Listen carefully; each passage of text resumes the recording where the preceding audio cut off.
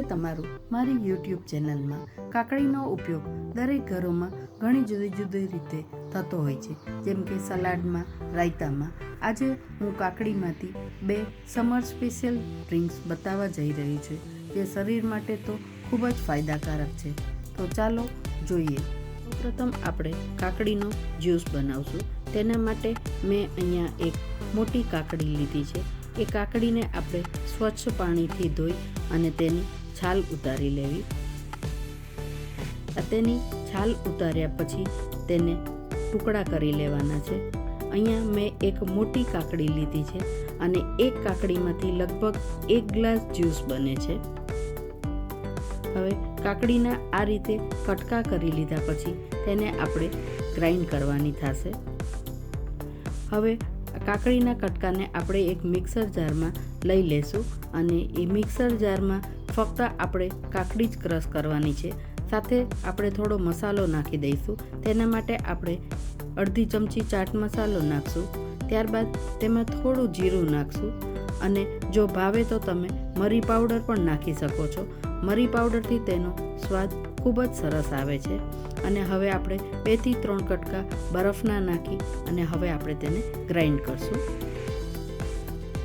આ રીતે ગ્રાઇન્ડ કરી લીધા પછી તેમાં હવે થોડુંક પાણી એડ કરશું અને પાણી નાખ્યા પછી થોડો ફુદીનો અને 2 થી 4 ટીપા લીંબુના રસ નાખશું। ફરીથી ગ્રાઇન્ડ કરી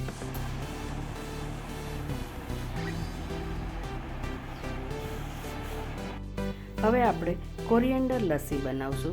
તેના માટે પણ આપણે એક મોટી કાકડી લીધી છે અને તે કાકડીને પણ આપણે ધોઈ અને તેની છાલ તે જ રીતે કાઢી નાખવાની છે। છાલ છોલ્યા વગર પણ તમે કાકડીનો યુઝ કરી શકો છો। હવે છાલ નીકળી જાય ત્યાર પછી તેની આ રીતે સ્લાઇસ કરી અને મિક્સરમાં ક્રશ કરવાની છે। આ રીતે સ્લાઇસ થઈ જાય પછી તેમાં થોડુંક દહીં નાખશું।